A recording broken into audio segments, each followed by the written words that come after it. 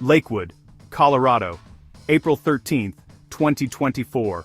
In this quiet suburb, where families settle in for the night and children play in the fading light, no one could have predicted the heartbreak that was about to unfold. It was a typical spring night, the air filled with the energy of youth. Inside a modest home, a group of teenagers gathered for a party, their laughter and music spilling out into the cool evening air. But beneath the surface, tension simmered. An argument began, small at first, but quickly growing more heated as emotions ran high. Voices rose, tempers flared, and in a split second, everything changed. The sharp crack of gunfire shattered the night, sending partygoers scrambling for cover in panic and disbelief. 16 shots rang out, echoing down the street, each one captured by a neighbor's security camera. The footage would later become a crucial piece of evidence. The chaos lasted only moments, but its impact would be felt forever. As the crowd dispersed, the true horror of what had happened began to sink in. 14-year-old Francisco "Cisco" Lakewood lay gravely wounded, his friends and family in shock as paramedics fought to save his life. Paramedics rushed Cisco to the hospital, sirens piercing the night. For 6 agonizing days, his loved ones clung to hope, praying for a miracle that never came. On April 19, after a courageous fight, Cisco was taken off life support. The hospital halls echoed with grief as his family said their final goodbyes. A child's life ended far too soon, and a family's world was shattered in an instant. The pain was indescribable, the loss impossible to measure. The community, stunned by the senseless violence, gathered to mourn. Candlelight vigils lit up the night as neighbors and friends tried to make sense of the tragedy. Cisco's mother clung to memories of her son's vibrant spirit, his laughter, his kindness, his dreams for the future. Now all that remained were photographs and stories. The question echoed through the neighborhood: who could do this, and why? The search for answers became a desperate need.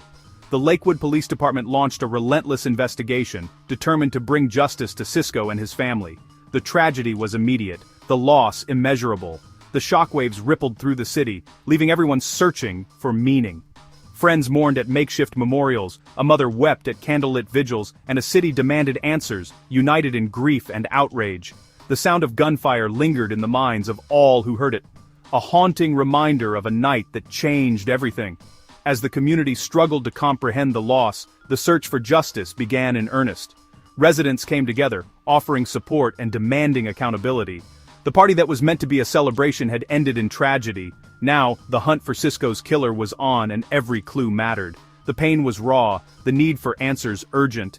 Families waited anxiously, hoping for justice and closure. The investigation would test the resolve of detectives, the patience of the community, and the strength of Cisco's family. For Cisco's family, nothing would ever be the same. His empty room, his belongings untouched, a constant reminder of all that was lost. The story of that night was just beginning. The search for truth would be long and difficult, the pursuit of justice had only started, and the community's determination would not waver. The memory of Cisco, his smile, his dreams, his life, would drive the search for answers and inspire a city to demand justice for one of its own.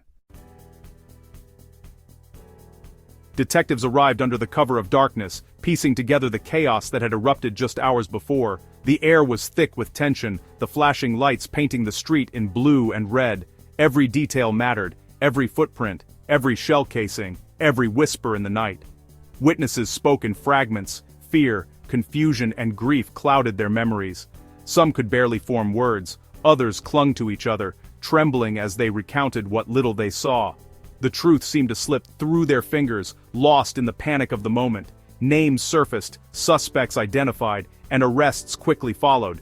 The investigation moved fast, as if the city itself demanded answers.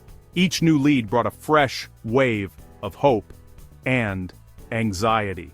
3 were charged with first-degree murder, their faces splashed across every news channel. The city watched, hungry for justice, as the story unfolded in real time. But one name stood out: Felix Baca, age 20.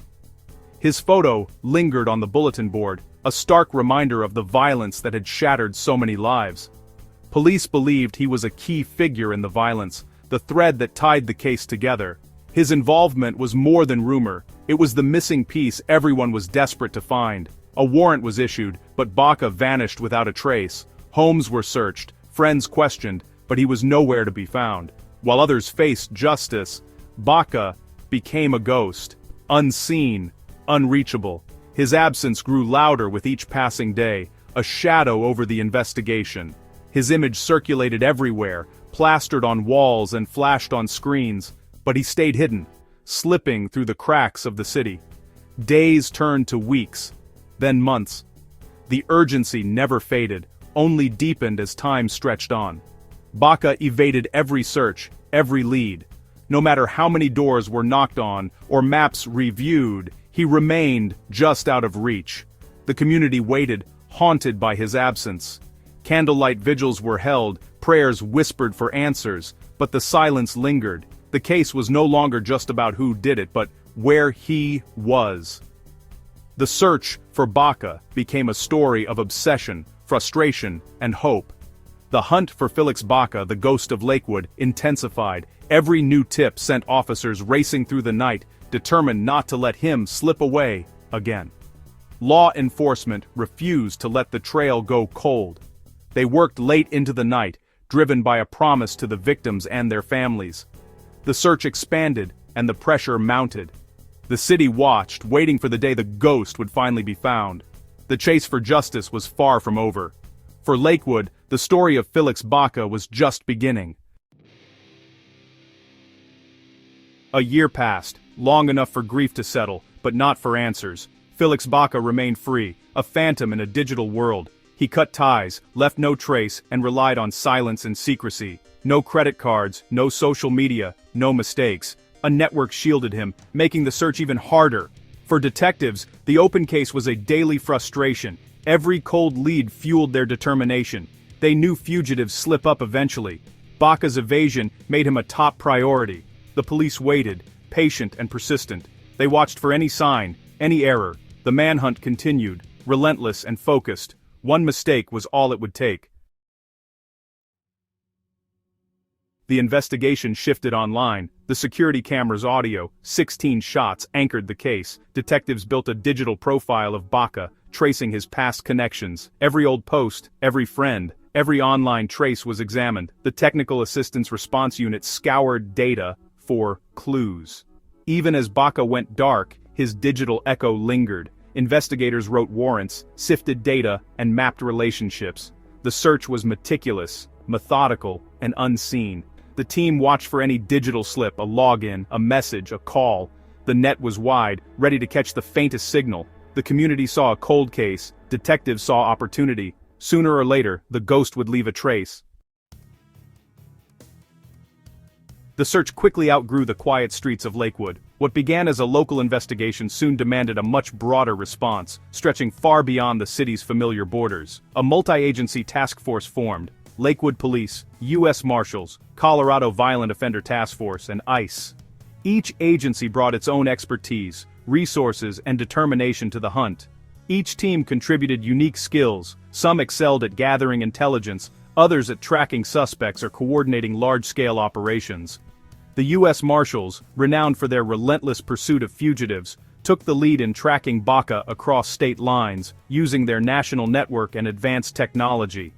The task force pooled intelligence, analyzed every clue, and coordinated seamlessly across jurisdictions, ensuring no detail was overlooked.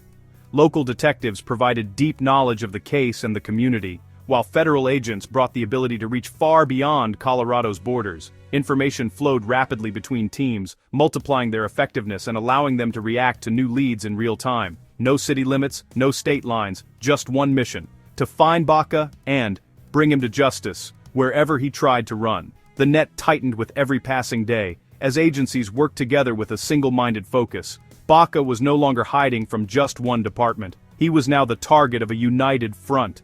He faced the combined force of American law enforcement, a coalition determined not to let him slip away. The world he could hide in was shrinking, as every alley, building, and border came under watchful eyes.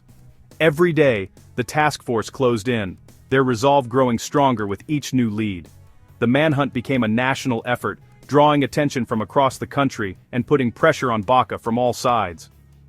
Baca's time on the run was running out as the relentless web of lawmen closed in, determined to end his flight. For over a year, Baca was a name on a warrant, but the task force was closing in. Digital clues and informant whispers formed a trail. Each new detail narrowed the search. A breakthrough came. A location in Colorado Springs. Surveillance confirmed their target. The planning was precise. The risk, high. The task force prepared for a dangerous arrest. They watched the house, mapped the neighborhood, and waited for the right moment. The trap was set. Baca's options dwindled. The final phase of the hunt began. The walls were closing in. May 14, 2025. Early morning, Colorado Springs. The task force moved in, quiet, coordinated, ready. SWAT officers surrounded the house. The announcement was loud. Police, warrant. The entry was swift. Every room secured. Felix Baca was found. No more running. After 396 days, the manhunt ended. Relief swept through the team. Baca was handcuffed, transported back to Jefferson County. The news spread quickly. A major victory for law enforcement. For Cisco's family, it was the moment they'd waited for. The ghost of Lakewood was finally in custody. The long pursuit was over. The justice system would now take over. The community exhaled, knowing the search was done. The story shifted from the hunt to the courtroom. Justice was finally within reach. With Baca in custody, the legal process began. He joined the other suspects, all facing trial for first-degree murder. Prosecutors prepared their case, witnesses, evidence, and the crucial audio. The goal, accountability for Cisco's death. The case showed the justice system's persistence. Time hadn't erased the crime or the pursuit. For Cisco's family, it was a step toward closure. The trial would be difficult, but necessary. The arrest meant the story would have an ending. The hope that justice would honor Cisco's life. The promise those responsible would answer for their actions. One violent night left a scar on Lakewood. Cisco's murder was more than a headline. It was a tragedy that shook the city. It raised hard questions about youth, conflict, and guns. The capture of Baca reassured the community. It showed relentless police work and modern teamwork. But justice can't erase loss. A family remains without their son. The memory of that night lingers. The case is a lesson in consequence and community. It's a reminder to resolve disputes before tragedy strikes. Cisco's memory endures, driving the pursuit of justice. The scar will fade, but the lesson remains. Lakewood will remember, a young life lost, and a community's resolve to never forget.